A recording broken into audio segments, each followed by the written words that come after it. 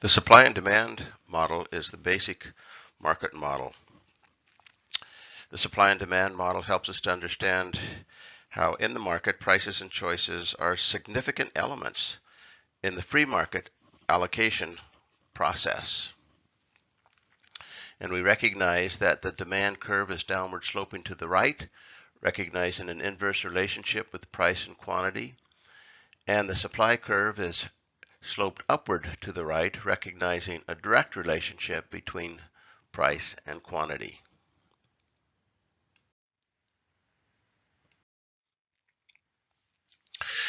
We recognize that there are forces at work in a free market that tends to move to equilibrium. For example, if the price level is above the equilibrium price, and the equilibrium price is where the supply and demand curve intersect, when prices are too high, there will be an excess in the amount that producers are willing to bring to the marketplace and the amount that consumers are willing to buy. As inventories begin to pile up, sellers will lower price. As price is lowered, more buyers will enter the marketplace. On the other hand, if prices are too low in terms of the market, meaning that they are below the equilibrium market price, then inventories will start getting eaten up, and sellers will say, gee, what are we going to do? They will begin to raise price. As they begin to raise their price, less buyers will enter in the market to buy the product, and so again, it'll move back to equilibrium.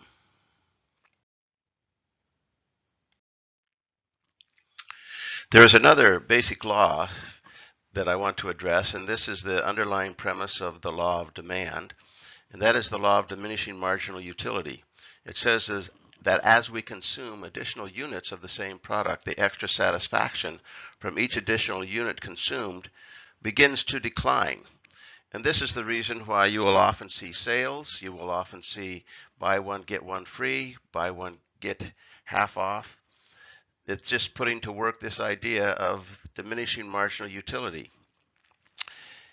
We recognize is that if we were to put a price on the value of each additional unit consumed, we will only buy if the price is lower for those extra units we are willing to consume.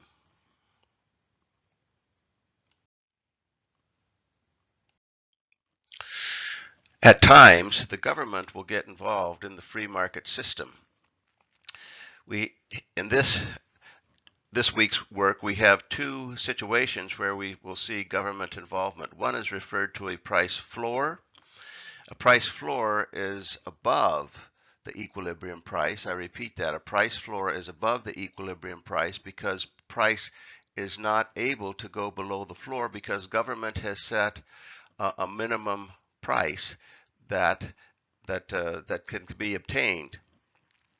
A price ceiling, on the other hand, is below the equilibrium price of the market because government has set a price that says it cannot go above that level.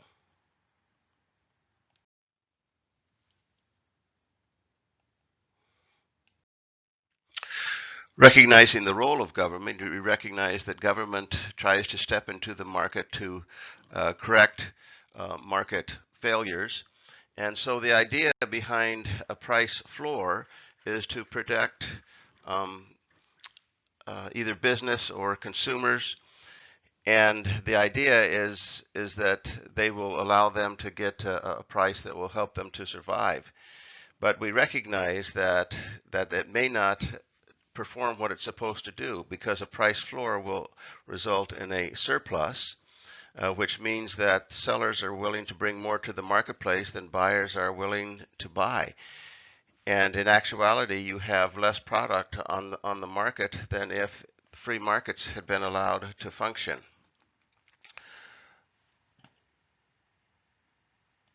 A price ceiling means that government is trying to protect consumers so they don't pay too high of a price.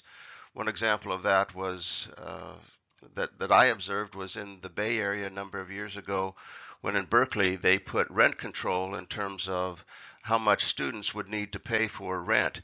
As a result of that rent control, what actually happened is there was actually less apartments available for students because it ended up in a shortage, because at the price ceiling there were a lot more students willing to rent, but suppliers, in other words, the landlords of apartment buildings were only willing to bring so many units to the marketplace, and it resulted in a shortage.